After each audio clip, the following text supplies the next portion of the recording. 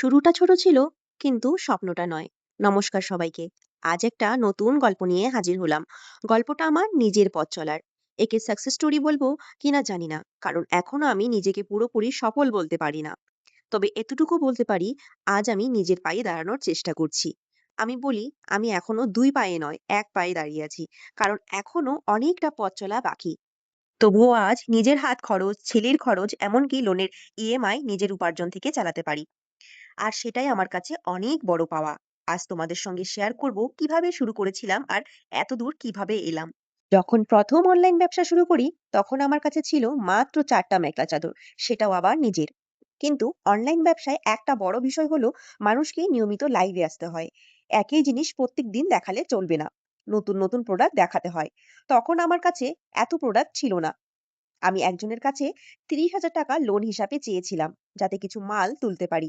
কিন্তু তিনি বলেছিলেন, আগে একটা বিক্রি করে দেখাও, তারপর না হয় টাকার কথা ভাববো।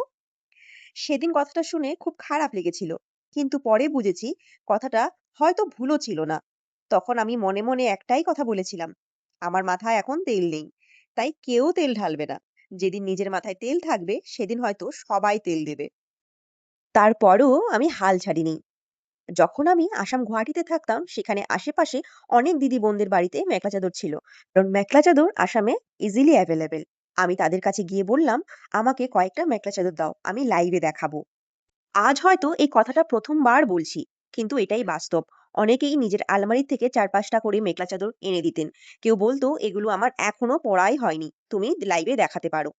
এমনও হয়েছে তারা আমাকে বলেছে, যদি বিক্রি হয়ে যায় তাতেও সমস্যা নেই। তবে আমার এই পথ চলাটা একদম যে বাধাহীন ছিল এমনটা কিন্তু নয়। অনেক বাধা এসেছে, অনেকে কথা শুনিয়েছে। কেউ বলেছে তোমার দ্বারা হবে না, কেউ বলেছে ওয়েস্ট বেঙ্গলের মেখলা চাদর চলে না, এটা নিয়ে ব্যবসা করে লাভ নেই। আবার কেউ তো বসে অপেক্ষা করেছিল, কবে দুদিনের মধ্যে কাজটা বন্ধ হয়ে যাবে। কিন্তু আমি একটা জিনিস বিশ্বাস করতাম, মানুষের কথা নয়, নিজের কাজের উপর ভরসা রাখতে হয়। তাই কারো নেতিবাচক কথা শুনে গুরুত্ব না দিয়ে আমি শুধু নিজের কাজ করে এগিয়ে গেছি। হয়তো ধীরে ধীরে এগিয়েছি, কিন্তু থেমে যাইনি। আজ আমি যেখানে দাঁড়িয়ে আছি, সেটা সেই সব কটাক্ষ, অবিশ্বাস আর বাধাকে পেছন ফেলে এগিয়ে আসার ফল। তবে হ্যাঁ, আজও আমি সেই মানুষগুলোর কাছে কৃতজ্ঞতা জানাই।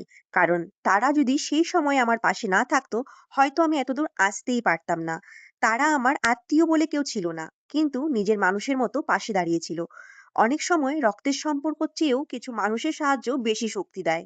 সেই 4টে নিজের মেখলা চাদর আর আশেপাশে মানুষদের দেওয়া কয়েকটা মেখলা চাদর নিয়েই আমার লাইভ যাত্রা শুরু হয়েছিল।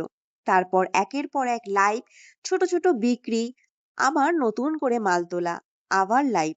এইভাবেই ধীরে ধীরে আমার ব্যবসাটা বড় হতে শুরু হলো।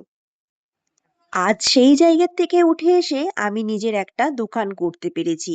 এই দোকানটাও সহজে হয়নি। দোকানের গল্পটা না হয় অন্য একদিন বলবো। দোকান করার জন্যও আমাকে লোন নিতে হয়েছে। এই লোন নিয়েই দোকানটা করছি। নতুন জিনিস এনেছি, ধীরে ধীরে গুছিয়েছি। আর নিজের স্বপ্নটাকে একটু একটু করে সাজিয়েছি। তাই আজও আমি বলি, আমি এখনো 2 পায়ে দাঁড়াতে পারিনি। 1 পায়েই দাঁড়িয়ে আছি। কারণ এখনো অনেক স্বপ্ন বাকি, অনেক পথ চলা বাকি। তবে যেদিন সত্যি সত্যি 2 পায়ে শক্ত হয়ে দাঁড়াতে পারবো, সেদিন আরো অনেক সাফল্যর গল্প তোমাদের সঙ্গে শেয়ার করব। জীবন আমাকে একটা জিনিস শিখিয়েছে, শুরু করার জন্য বড় পুঁজি লাগে না, লাগে বড় সাহস আর নিজের উপর বিশ্বাস। মানুষ তোমাকে নিয়ে কি বলছে সেটা নয়, তুমি নিজের লক্ষ্য নিয়ে কতটা দৃঢ়, সেটাই আসল। তাই কখনো নিজের স্বপ্নটাকে ছোট ভেবো না, কারণ আজকের ছোট শুরুই আগামী দিনের বড় সাফল্যর গল্প হয়ে উঠতে পারে। এইভাবেই তোমরা সবাই আমার পাশে থেকো। আজ আসি, পরবর্তী গল্প নিয়ে আবারও আসবো তোমাদের কাছে। টাটা।